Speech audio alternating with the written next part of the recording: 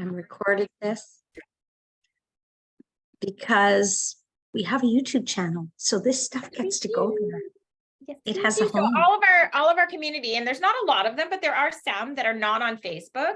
I'm so excited that they can watch these live videos, the replays on YouTube, and it just makes me so happy. And it's also, you mentioned something, we were on a different call this morning, and you mentioned something that is such a great reminder for people.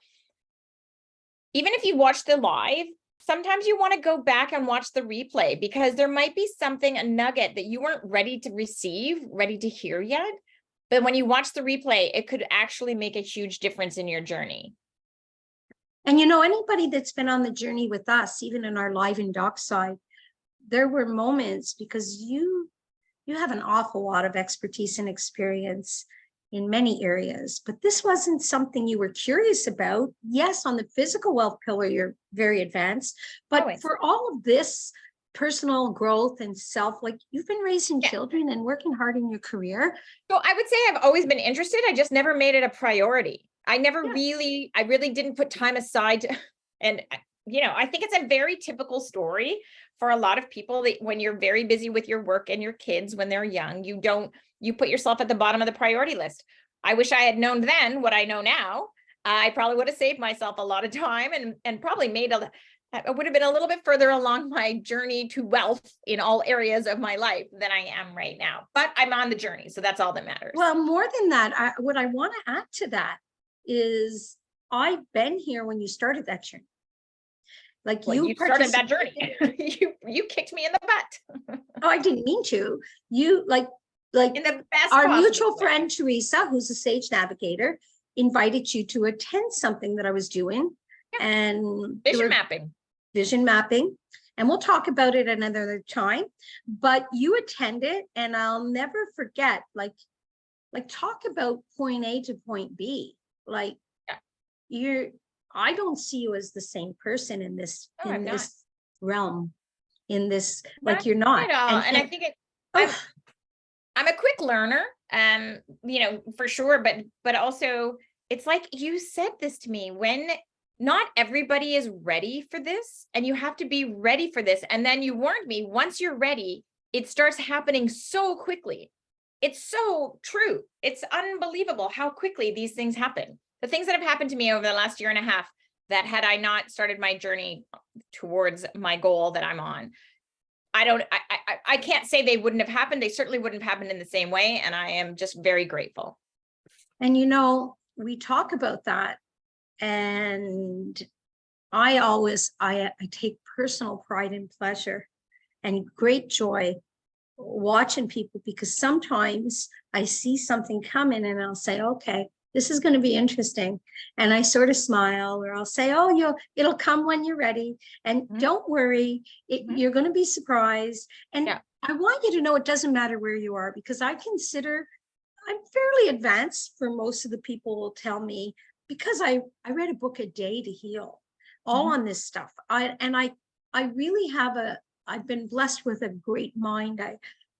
I thank God all the time, because I connect things. Like I connect one book with another book with one, and I apply it, the things and that it gets greater meaning.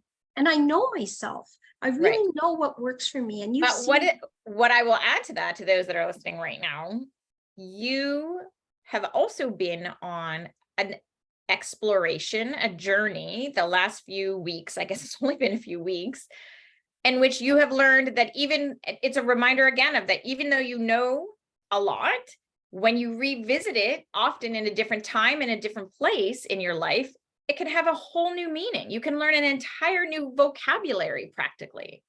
And we're about to share some stuff today, continue to finish up the chapter on desire.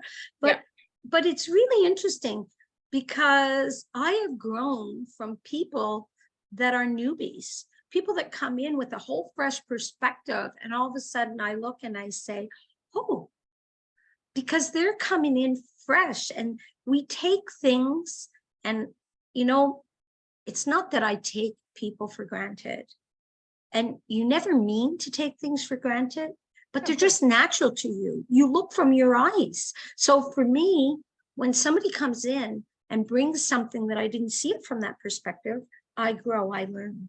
And I love that.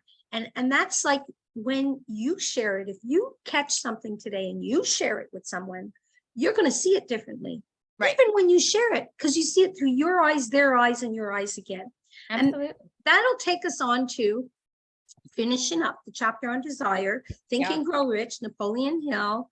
And basically we covered the 6 steps, and we're not going to recap them because you can go to the YouTube channel and we'll post that in the link that you can do that. And you can listen to the past few weeks. You can pick up the book, whichever way you want to do it. Or you know what, in a couple of weeks, we're opening up book club, which is really a place where we are a community of wealth seekers in all areas. That's what I'd say. Watch out for it.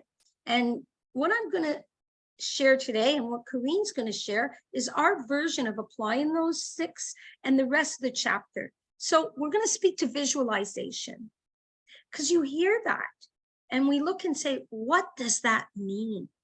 So if you did the 6 steps and you have your goal card, now all of a sudden you have this written statement, and it may not be perfected yet, and you've just been introduced to it, but you're starting. And what does it mean to actually visualize that? And we spoke about that this morning somewhere else, where what do you do when you wake up in the morning with that card? So, Karine, you have a goal card, and I have a goal card. And what does it look like to visualize for you? So for me, I become rather digital in my advanced age. I use Pinterest to do visualization. So I mentioned this once before. I can't remember which day it was, where I'm a multi-sensory learner. I learn best when I'm learning in different ways, whether it's with my sight, whether it's smell, touch, hearing, speaking. So for me, I like to visualize literally with visuals. So I like to see, so I have a Pinterest board that's specifically dedicated to what my life looks like when I've achieved my goal, which is, we don't talk in the future tense or the past tense. It's, as my tattoo says, I live as if. So my Pinterest board is my life as I see it. And that's to me, that kind of sums up how I visualize things, because I still have to set time aside to do visualization. I don't do it automatically. I think that, I won't speak for you, but I do know there are people that it's such a strong part of their routine that it comes as natural reaction or a natural action, I guess. Do you want to speak to that? That's what it is for me. That's what it is. It's so natural. And if I'm off track and I feel it in my body and I get there, I'll sit there and I'll say, wait a minute, let's come back. The same way sometimes I'll say to all of you, come back to me. If you're distracted, come back to me. Well, if I get distracted in my mind and I start to think, who do you think you are? Why do you think you can do that? Like, have you not looked at the world and what's happening? If that happens to me, and it does, then, and I recognize it because I study this, I live this, all of a sudden, or one of my close friends will say, really? What's going on? Oh no, I lost a friend today, or something's happened that's got me off track. Life happens. And I'm lucky enough to have a community of people that remind me of who I am, what I'm doing, and where I'm going, just in case I forget. And that's the beauty of having a community of people on the same journey as you. So visualization is different. I know I was in with Brian Proctor. He wrote a book. He knew the secret, and I'm not going to say it right, and I wish I would, because he deserves that. I'm going to put his book title in the comments. Okay. But he has what he calls a vision board. I would be surprised if it's a vision board. It's probably a higher version of it. At least the way we know it, what a vision board. But he's framed it and he's put it on his fridge, and it's in a frame. So really, you develop your own way, but where are you going to put it to remind you? Who are you going to talk to remind you? And what are you going to do? Any case, we'll talk about a program coming out later. Yep. But let's get on to the goal card. The goal card. Yeah. When we talk, because that's what they're asking you to do. Write it out, right? Those 6 steps, right? Those 6 steps, that's basically what it is. A goal card. So that's from 1937. And still in 2023, people doing are teaching goal setting all the time. We don't teach goal setting. Right. We teach you goal achievement. We share the strategies of Zig Ziglar that work and the philosophy and methodology of Bob Proctor that works. And then we add components that work further. And what we do is we share and we say to you, what works for you? It won't be Zig Ziglar, and it won't be Bob Proctor, and it won't be Sage Navigation. It'll be your method that you're going to create. Right. So we're going to throw you a bunch of stuff, because that's what we love to do, is share things that work, support other people that have done an amazing job. Amazing. They're the best. So, you know, I remember even being introduced to Bob Proctor when we're talking about goal card. I said, oh, I don't need that. You don't need that. I said, no. I said, did he learn from Zig Ziglar? Like, I was convinced he must have learned from Zig Ziglar. Yeah. Even though they're in the same world and they do the be, do, and have. And I said, no. He can't be better than Zig Ziglar. Come on. He's the guru. And thank God somebody called me on it and told me, when did you decide to stop learning?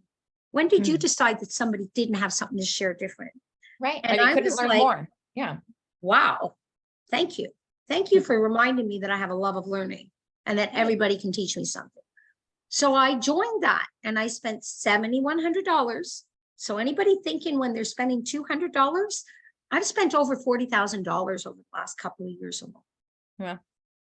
Only to gain insight and knowledge. And I don't apply all of it, but what I like, I share generously. I was about to say, it's an investment in yourself, obviously, that is, which is, quite frankly, in my opinion, the most important thing. But it's also an investment in those you love, because you share with everybody who you can share it with. And that's like, it's sort of the selflessness of this journey that we're all on. It is about ourselves in a so-called selfish way, but it's also selfless because it's the greatest gift we can give to everybody around us. That's why we have Dockside that's free. That's why we have a YouTube channel that's free. Do we do everything for free? No.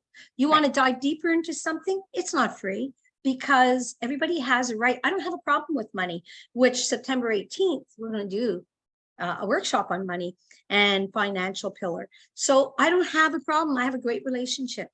Money loves me and I love money. No problem. And when they change the system, the payment system of how, like, I'm all about wealth in all areas of my life. When financial has a new thing, like Bitcoin came out for a while, the world's not working on that.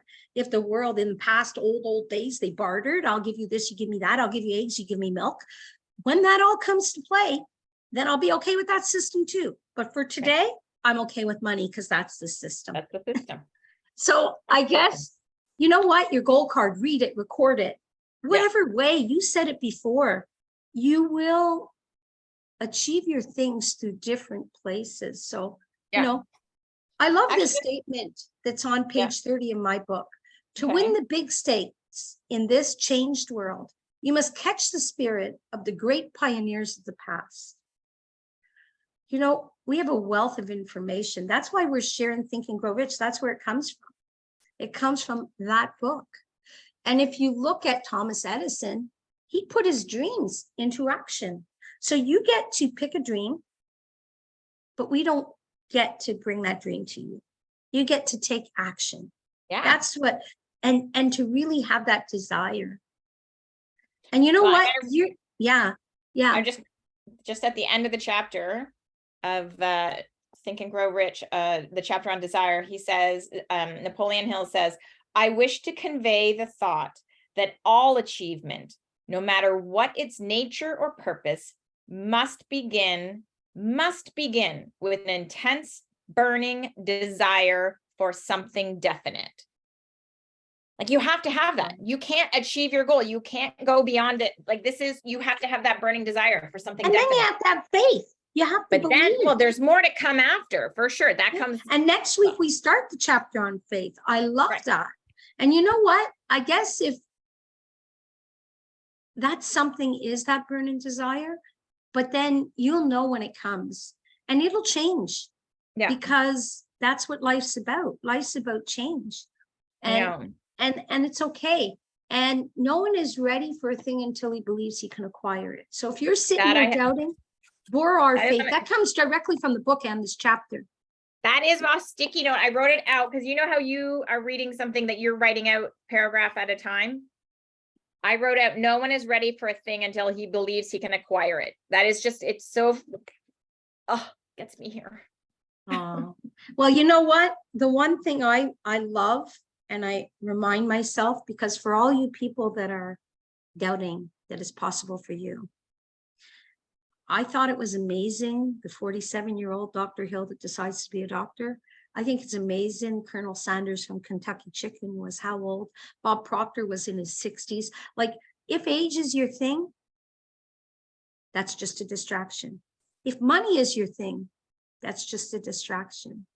You know, you start now and you want to dream big. And why? I think the poem in the book, to me, I never forget reading that poem. I know. I love it. You know, I bargained with life for a penny and life would pay no more. However, I begged at evening when I counted my scanty score. So maybe you go and you put on a thing and you get it and you think that's all you're worth. But what would happen if you were to put a bigger number? What would happen if you had a bigger dream? Do you think you would get it less? Hey, can I just read the last paragraph or stanza Yeah, of that yeah. poem?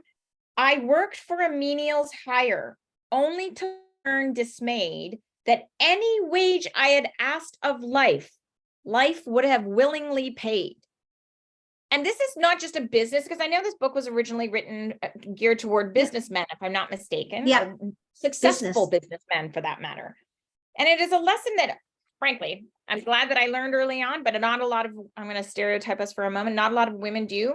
There's a stat out there and I'll get it in a second, like I might try to find it, but the long story short is we never ask for what we're value, like what our value is. We're always like, we don't even know what our value is. Well, there's that, but you're always like, oh, you know what? I'm worth $1 million, but it's okay. I'll be fine with a little bit less or whatever your number is. Yeah, don't be so greedy. Don't be so greedy. Right, be a little more humble. Right. We're taught all of these things, but you know what? You're going to get what you ask for. So ask for exactly what you want. And you'll get it. And you know what? Exactly. And so good that you say that, because I'm going to say this. How many people have heard this? Yeah, that guy's filthy rich. Right. So do you want to be filthy anything? I don't. But I want to be wealthy as defined by me. Exactly. And what is filthy? You don't need to follow filthy. I love the second point. When you went to the third, it's great. I think the poem was written, it could have changed because the second paragraph is almost there's three, and I like the end one. I'm asking for a lot. I have the end. I have 2 lines at the end and 2 lines in the middle. And this is the thing, that if we looked at this, for life is just an employer. He gives you what you ask. Right. And that was the second paragraph. And you know what? Join us, you know, come in, ask questions. If you post something in the comments, we're here to answer that. You're in a community of people on the same quest as you, or they wouldn't be in here. That's right. They are here wanting what you want. Maybe not vocal, but I look forward to seeing voices. If you're in here, I one time got a call and said, well, I'm a little uncomfortable posting. Should I? Like, I don't want to, like you're talking about that. Perfect. Keep you talk too, because you have a voice. Yeah, definitely. Thank you. Very welcome. Okay, Catherine, I'll let you go. Happy Friday. Happy Friday. Sending light, everybody. Love and bright, shine bright. Take that lampshade off, as I heard at one seminar one Wear time. your sunglasses. Make others wear their sunglasses. Great job. Have fun. Take care.